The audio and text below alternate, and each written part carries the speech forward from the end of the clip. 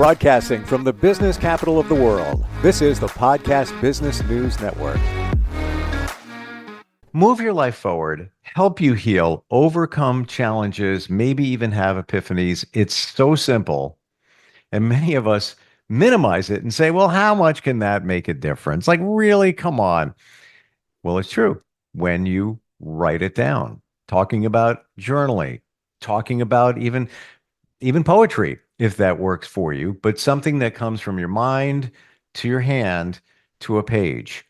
And I said that in an old school way because it's my understanding too that the mind to the hand connection is very powerful over typing it. What do I know? Let's find out. Let's talk to somebody who does a lot of this and also suggests it for the people that she helps through her mental health organization. They help so many people, she and her team up in Massachusetts. Sherri and Alexandrovich, our Diamond of the Decade, back with us. How are you doing today?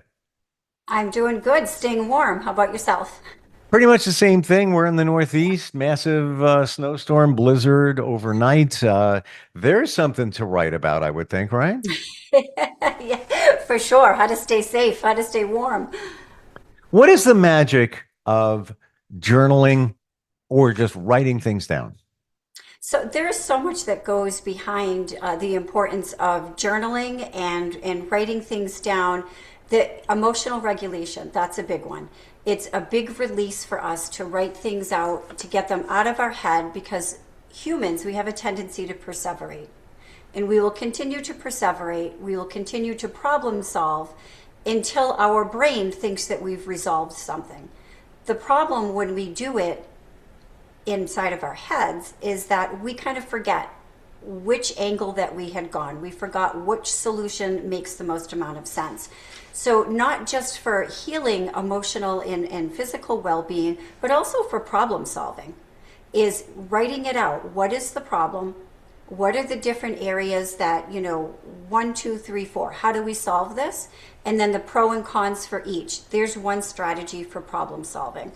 In terms of kind of working through emotionally, there are so many benefits to that, because writing using pen and paper, like you had said, it's more healing because it's less formal than we're typing. When we're typing, I think we get into the mindset of, is it more of a paper? Is it more formal? When we're writing, it feels a little bit more personal. And I know for me that's also the case, is that it just feels more personal when you're pen to paper. One of the key elements, I'm sorry, go ahead. Did you have a thought? I agree with you. And Yeah. it's you giving yourself time to think as you write. When we type, we do it so fast that there's not the same kind of intention going into it. Absolutely, yes. And the important thing is that we want to get out of our heads and onto a piece of paper, whatever it is that is going through our brain. So I will give a couple of different exercises out, and one of them is just kind of a purge journal. So you're not worried about grammar, you're not worried about sentence structure, you're not worried about, does it even make sense? So what I will say to clients is, just get a piece of paper, get a journal, and just purge it. Write it for 15 to 20 minutes every day, get it out of your head onto a piece of paper. And then I will go the next step and say to my clients, then go back and read it the next day. What were your thoughts? Do you see things a little bit different?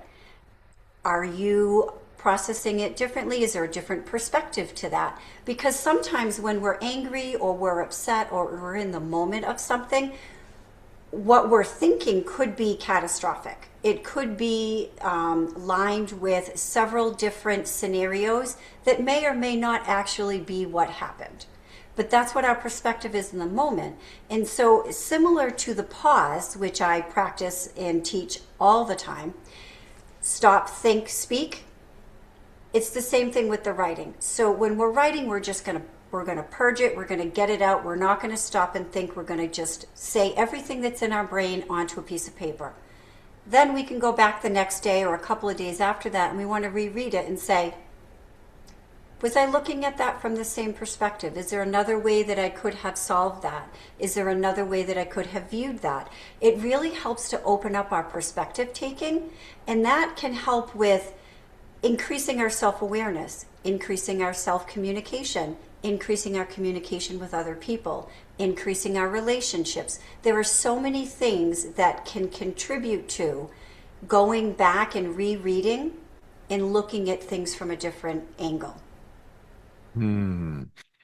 I very rarely go back and read what I wrote in my journal the next day. So I need to do that. Mm-hmm. And it was a little bit of work to get out of my head. When I write something, I always wanted to be a comic strip cartoonist since I was a kid. Okay. So my handwriting is just what you would imagine it to be. Uh-huh. And not script, but block lettering and kind of laid out that way. And it took a little while for me to get out of that and just sit there and just and write. And the best way Right. I did it was laying in bed, holding my journal up in front of me where I almost can't write, but I know what I'm writing when I look back at it. And that's all that counts. Nobody else is going to see it. Um, this was my challenge as well. When I first started doing it, I would write things that are challenging me. It was Mm-hmm. almost like dumping to a friend. Right. And then that worked. It worked well for a while there. But then I found it feeling negative. I found myself Mm-hmm. not writing positive things down, Okay. and it almost looked like a BIH session Yeah. in Yeah. there because I didn't look at the positive stuff. So I stopped for a little bit, then I got back into it, and I would blend the two of them. There's some major stuff going on. Yeah, and I'm gonna write it as what's going on there, but Mhm. I had to reframe it because it looked like it was like that Debbie Downer, Nancy Negative, that friend you have where it's like, oh, I'm gonna go talk to them. I know what I'm in for. Here we go. They're gonna dump Right. all this negativity, and I got to deal with it, and I got to help them along with it. Um, I was that to myself. So, but you know what? If I was your therapist, what I would challenge you to do is to not stop the negative journaling because you're getting out what your thoughts are in the moment. But then I would challenge you to say, then go back and reframe it on paper. So now, not only are you working through what was your original perspective or thought, but you've also now then gone back in and reframed it in a more positive way. And that can be done within an hour, that can be done after you've written it, it can be done the next day, it can be done weeks later. I mean, it really doesn't matter the time frame of it. It's the processing of it. Because Yeah, we have to be able to get out that negativity, and then we have to be able to reframe it, reprocess it, and then be able to think through it.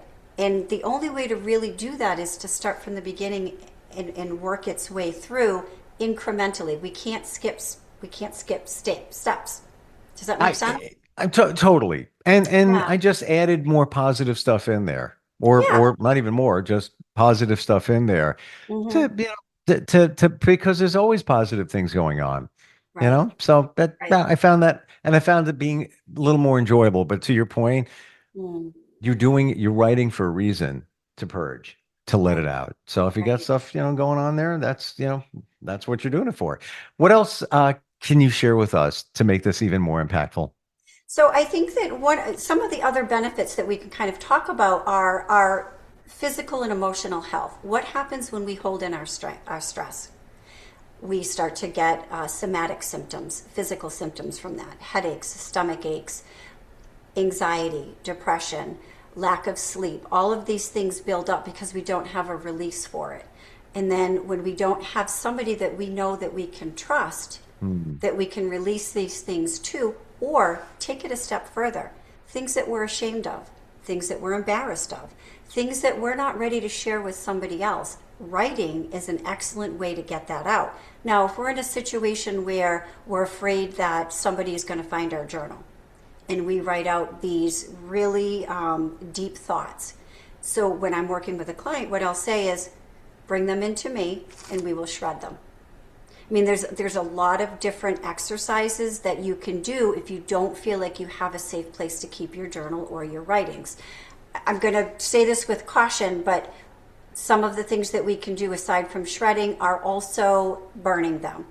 I want to be really careful when I say things because I want to make sure that people are safe. We're not just going to burn things in our house, or kids aren't going to get a hold of lighters. So I say that with caution. that burning it's a cathartic way to do something, but it has to be done in a safe environment. So I just want to make sure that I kind of put that out there first. And it's a good way to release things, it helps us to get some of that stuff out from the inside and then just release it. And I will say to my clients, like, they'll come in and sometimes they'll say, okay, leave your trash here. This is my room, is for you to come, for you to give me your garbage. We're going to talk about it. We're going to process it. We're going to write it out. We're going to do whatever we need to do. And then you're going to leave, and you're going to leave it with me. Now, it's the same thing with journaling, because you're getting it out and you're leaving it with, it might not be a physical person that you're leaving it with, but it's a journal that you're leaving it with. But either way, you're getting it out. And sometimes in some of the topics, if you've got some heavy trauma, you might not feel comfortable talking to somebody about that. You may not feel like you want to share that with somebody, but you still need to be able to get it out. And what does that look like? Journaling really is the best way. If we try to, music is a wonderful outlet as well. Exercise really kind of taxes us. Journaling really is a good cathartic way of releasing that. 15 to 20 minutes a day, get it out, go back, reread it, think about it, look at it from different perspectives, analyze it, and then be able to come up with something that might feel better. It might feel more healing for you. For me, when I know the last couple of weeks we've read some of my poetry.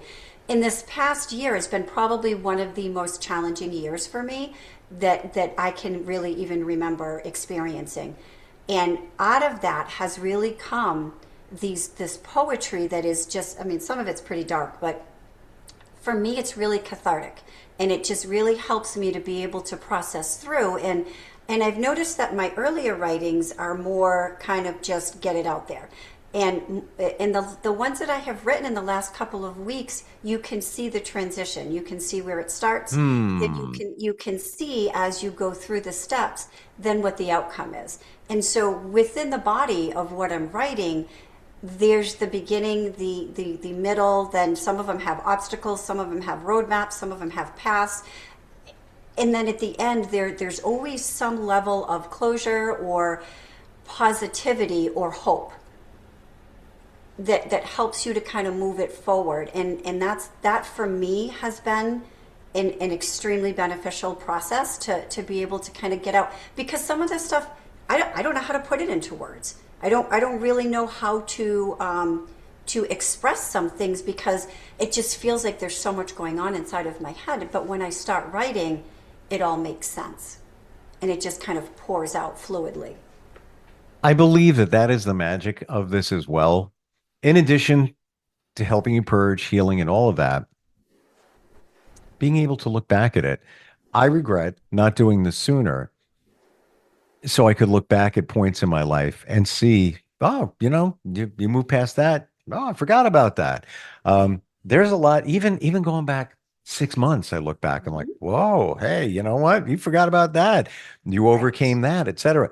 Right. We're talking about writing today and the therapeutic benefits of it. Not just journaling, though. I've heard too, you could write a letter to those who have impacted your life. Your mom, your dad, yourself. What are your thoughts? Absolutely. And I will add to that the open chair. So that's also something that we do in therapy is there's a chair or a person, and you switch roles of what it is that you would want to stay and what it is and how you would want to receive it. So that's an exercise that I'll do sometimes with my teenagers, more so. Sometimes with an adult. You be the therapist, I'll be the client. You ask me the questions, and how do you think that I should respond to that? What would be your advice to me on that? And so sometimes if you can, it's all along the same philosophy, is what are the things that you would want to say if your mother was here, if your father was here, if your husband was here, if your wife was here, right? And pretend that I'm that person. It's the same thing as writing that letter. You're writing it out on how you feel. And I think what's important is whenever we communicate or write letters or do these types of processing, we're doing it for ourselves. We're not doing it for somebody else, because that person may not receive it the way we intended them to. So that is not the purpose of journaling, of letter writing, of the open chair method. None of that is for the benefit of that person. It's always for ourselves, for our own inner healing. Because if we go into it with this well-rehearsed letter or this well-rehearsed dialogue, and that person doesn't respond the way we want them to, we really haven't accomplished anything. Would you say that most of that stuff is probably not something that should be sent? I would say probably the majority of it Yeah. shouldn't be sent unless it's something that is intended to be sent. And I think, and one of the things that I really hold strongly on when I'm working with clients is always think about your intention. Before you say something, before you do something, Oh, before yeah. you write something. What is your intention? Because if your intention is to absolve yourself of guilt, is that going to hurt the other person by sharing that? Or is that going to help the other person? And so whenever we have any of these self-fulfilling intentions, we really want to be super careful.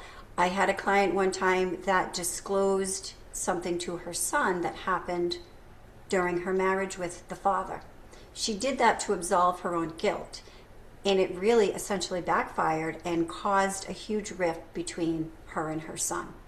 And so the work that we did in therapy was, what was the intention in sharing that information?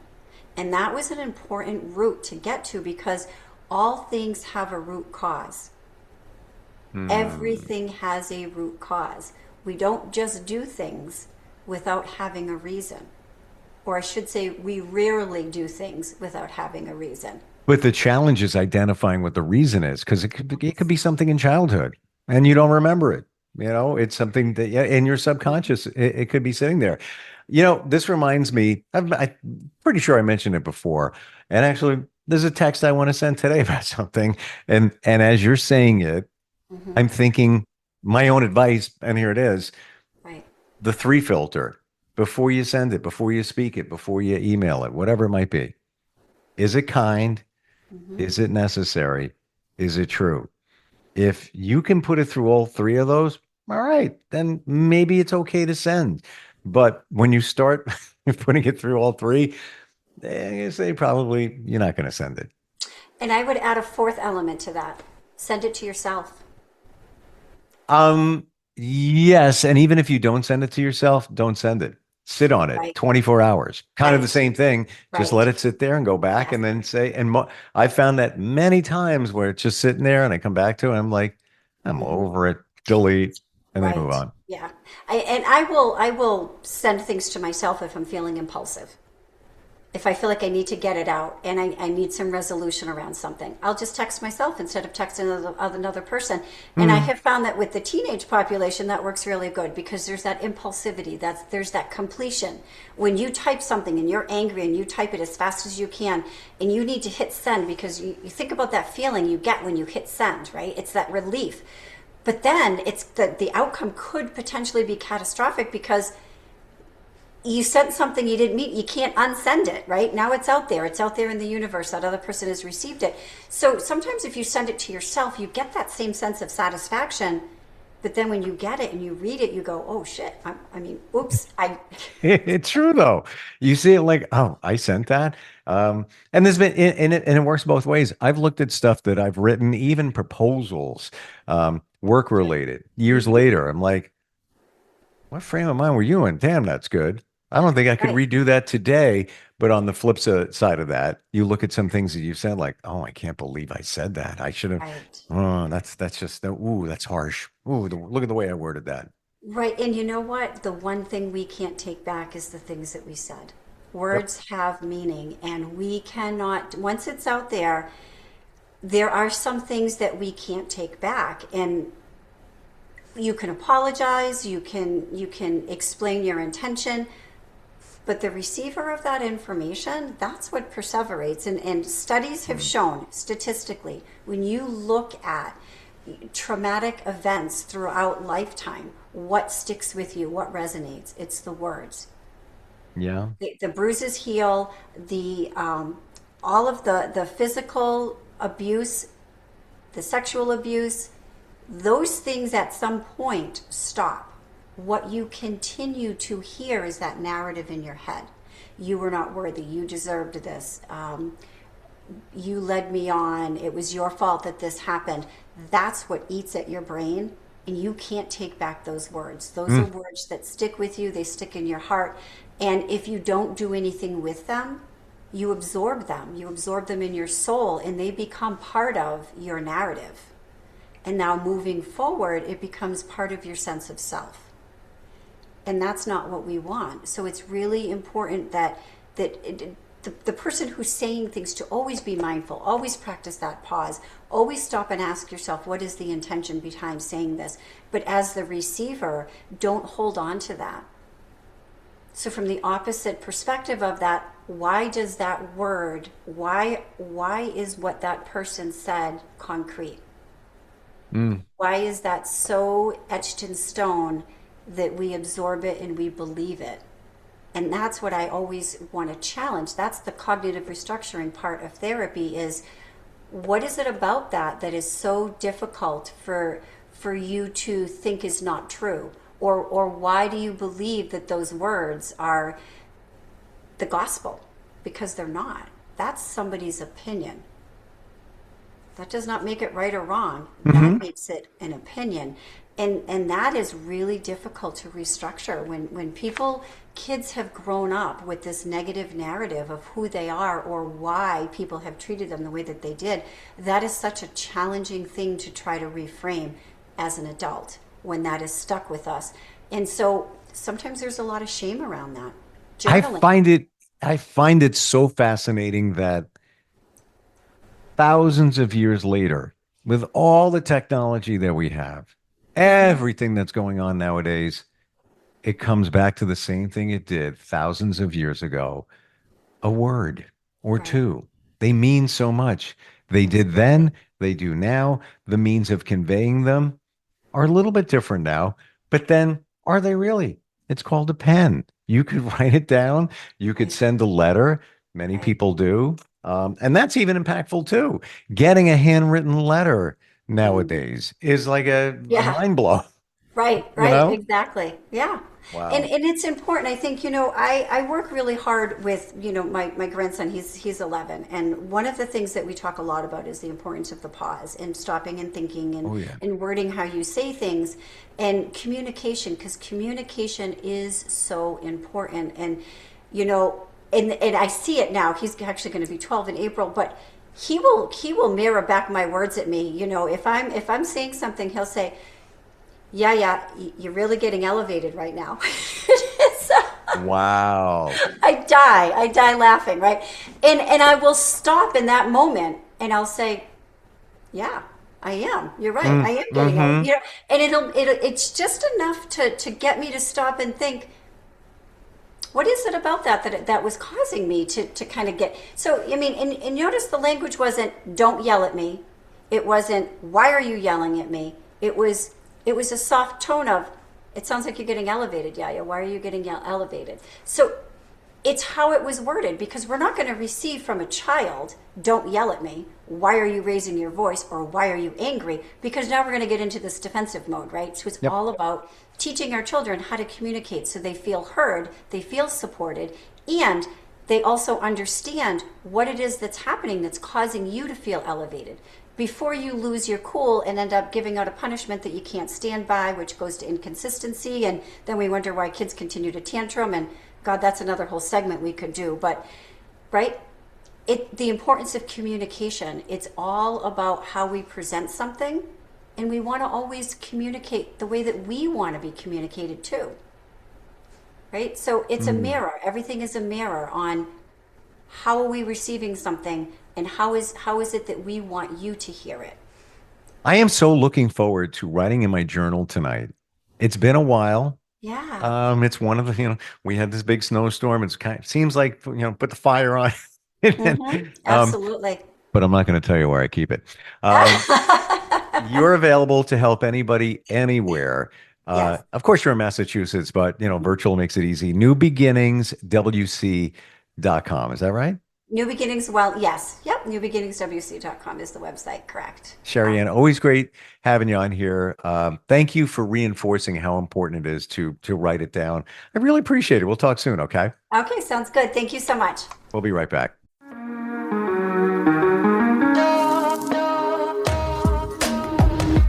Broadcasting from the business capital of the world, this is the Podcast Business News Network. Hi, this is Terry Crews, actor, former football player, game show host, father of 5, and all-around big dude. I'm also an expert on drama. I know all kinds of drama. There's the good kind that comes with having a house full of kids. There's the bad kind like season-ending injuries. There's the necessary kind like having an agent in Hollywood. And there's silly drama like the drama around my percolating pectorals. And then there's the drama you can skip. Skip the drama that comes with not having your high school diploma or equivalency. Find free adult education classes near you and finish your high school diploma. Visit finishyourdiploma.org. Or text diploma to 97779. Message and data rates may apply. Reply stop to opt out. That's diploma to 97779. And leave the drama to actors like me. Brought to you by the Dollar General Literacy Foundation and the Ad Council.